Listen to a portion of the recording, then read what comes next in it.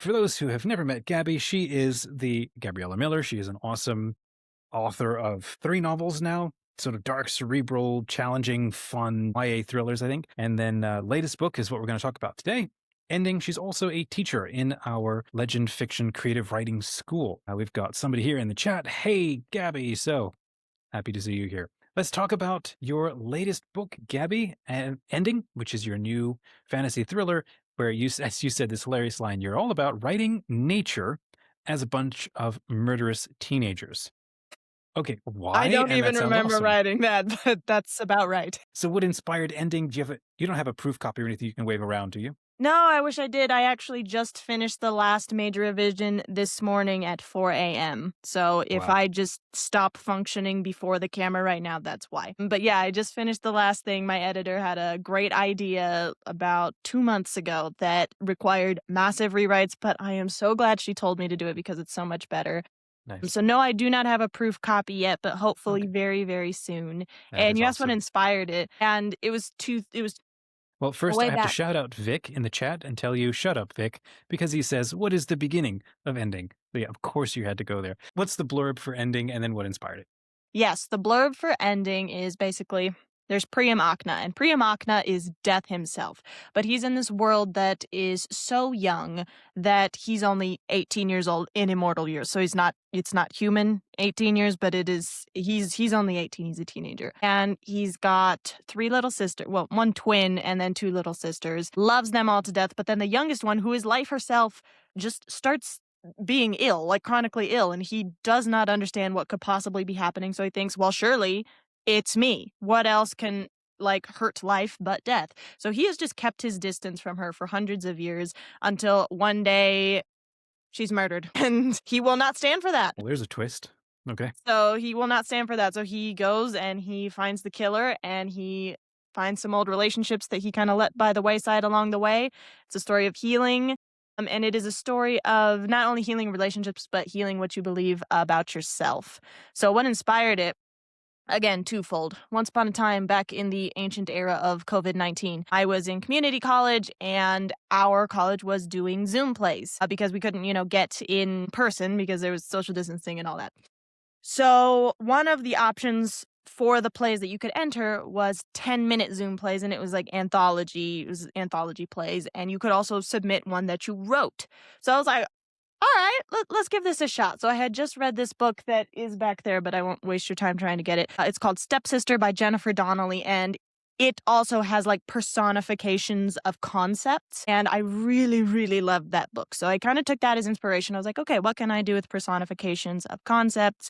And then over a weekend, I think I just kind of fast drafted this little play, and there was death, there was life, they were all siblings.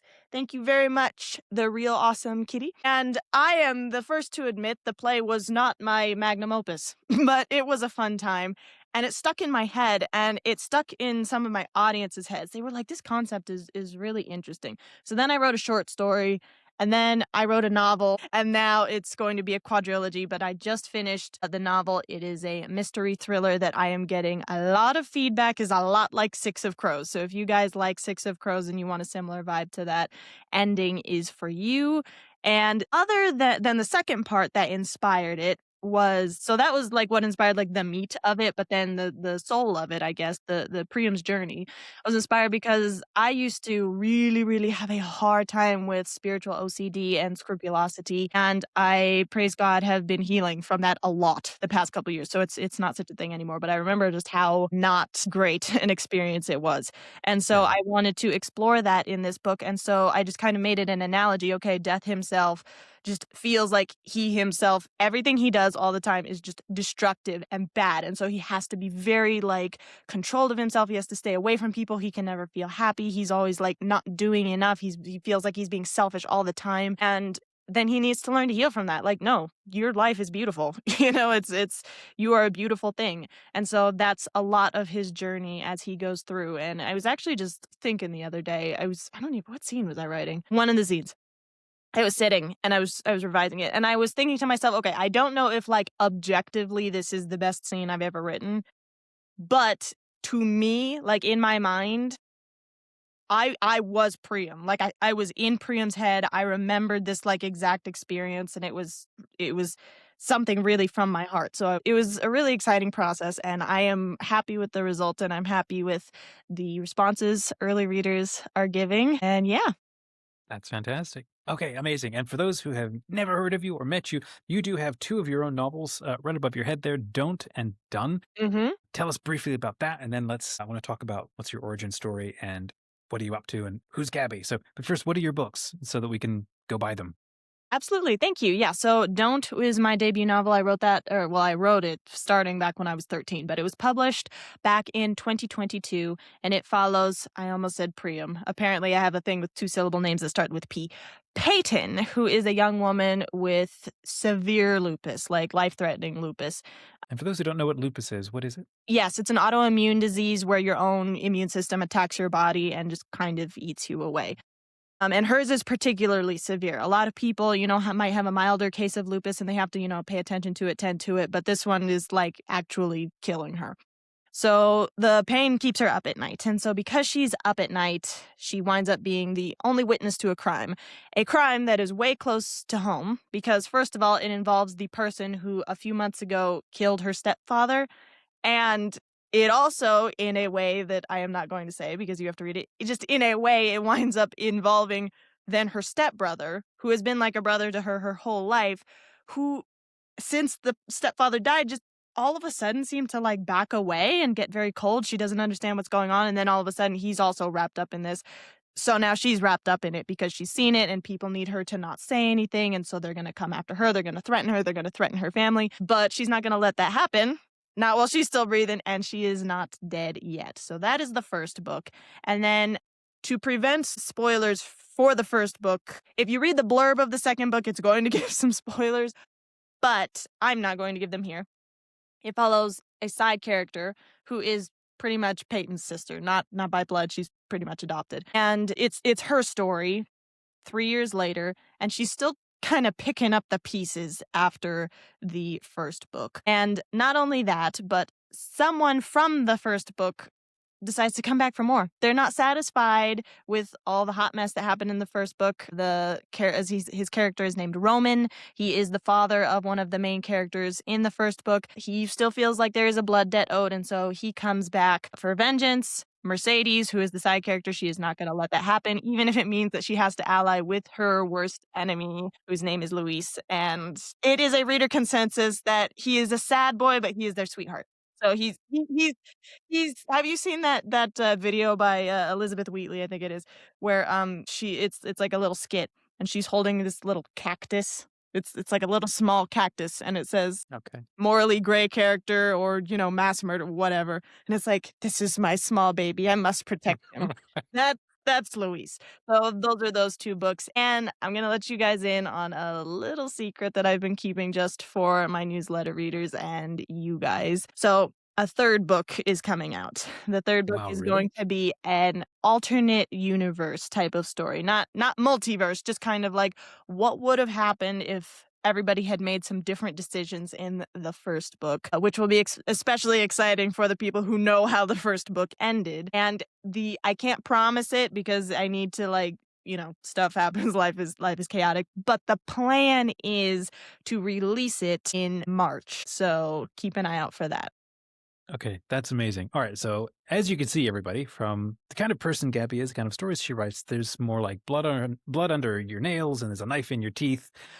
Nothing light and fluffy here. It's all epic, thriller, serious stuff. What's your origin story, and why does this kind of fiction just, grabs you and won't let you go? It started back when I was 13 and I was just starting to get into reading. I had just read Divergent and it had changed my life, which slight tangent here real quick, but it applies. So Divergent is one of my favorite books at all time. And Veronica Roth, the author of that, is actually also coming out with an alternate universe. What would have happened if she made different decisions in the first book novel? Wow. And I'm over the moon. It's coming out this October, but then the last of the duology is coming out in February. So I was like, oh, let me ride that train and I just publish it like a month, my own version of that a month afterwards. So just fun little side story there. But I had read Divergent and I wanted more. I wanted so much more. I was so excited. The problem was that there were a lot that had content or ideals or worldviews or whatever. Not that I just disagreed with, because of course you can read lots of stuff that you disagree with, but just it placed images in your mind. It was actually affecting, my soul, and I didn't want that. It's like I just want to read these awesome stories. I don't want to be inundated with these things that are actually just not healthy for me. And then I don't want to be picking glass out of my cotton candy. right, exactly. Exactly right. And then on the flip side, when there were clean books, it was like, well, what you just said, fluffy and stuff that I would not read if you paid me. So I do so every once in a while, every once in a while. So it was just kind of frustrating for me. It's like, okay, on the one end, I either get the really cool stories and, like you said, glass and the cotton candy, or I just read the stuff that I'm really not interested in. It's just not as good a story. And so I was like, you know what? I am going to learn this craft. I am going to apply myself. I am going to learn. And so now I write the stories that I want to read now. I write the stories that I would have wanted to read when I was 13. Just the ones that feel real, that get into the nitty gritty, and it like things are not always easy. Not everybody makes good decisions. Not everything's like resolved really nicely. Things get ugly. Things get hard. Things don't turn out well. That's real life. I always laugh because, as a Catholic, people seem to think that there needs to be just this kind of, iron lung of a situation of these. And I'm like, have you read the Bible and the martyrs and stuff, all this stuff that Or I was raised on? gone out your front door or anything? Exactly, exactly. So I decided, I'm going to write those stories. And I'm just also then just going to write also the vibe that I like, which is a lot of times growing into like thriller, horror, dark fantasy, that kind of a thing. So that's my origin story. That's how we got here today. Oh, it's so cool. This is one of the major reasons why I love this con and this community and everything we do, because just listen to everybody's excitement and energy. And I'm like, yeah, I want to go write that thing I haven't written, but I Yeah. want to go write. I love that shared energy thing that we do. Amazing. Well, where can people find you online and pre-order maybe a copy of Ending? Absolutely. So you can find me in a couple places. The primary ones, you can always go to my website. That's great, GabriellaBatel.com. You can go to my Instagram, which is, or my TikTok. Both I am very active on. You'll see a lot of, teasers, aesthetic reels, updates, stuff like that, character art, which is coming soon. Those are at Gabriella.batel.author. That's my tag for both of those. That's where I'm the most active. And if any of you guys are also on the internet, if you're on Instagram or if you're on YouTube, if you have a blog, anything like that, I really, really would appreciate it if you would be interested in joining my street team for Ending. You will be able to read it early, hopefully at the end of the month. I should have a copy ready for you guys. So if you're willing to just kind of help me hype it up with your audience, once a month you put a post, you do a blog, you do whatever the case may be. You have this really great supportive community in this private chat that we have. I was about to say I could put a link here, but actually it's probably better if you just go to my Instagram, link in the bio. Right there, you can apply for the street team. There also are the pre-orders. Right now, Ending is on Amazon, and also there's a books to read link. So if you specifically I don't remember off the top of my head, but like Smashwords, Kobo, Barnes& and Noble, that link, all of those are under the books to read. That's fantastic. And you're also hosting a couple of meetups, I think, in the expo. So for Yes, I those who am. have more questions or they want to hang out with you or I think join a read aloud of a chapter from Ending, that's something Yes. that you're doing. It's not a Awesome. whole chapter, but it's a couple little segments that are as non-spoilery as I can make it, and just kind of give you the best idea of the different characters, because I got a wild cast here. Oh, that's going to be so fun. Gabby, thanks for jumping on. It was good to see you again. It was I'm good going to to see you bring too. on our Thanks so next much for guest. having me.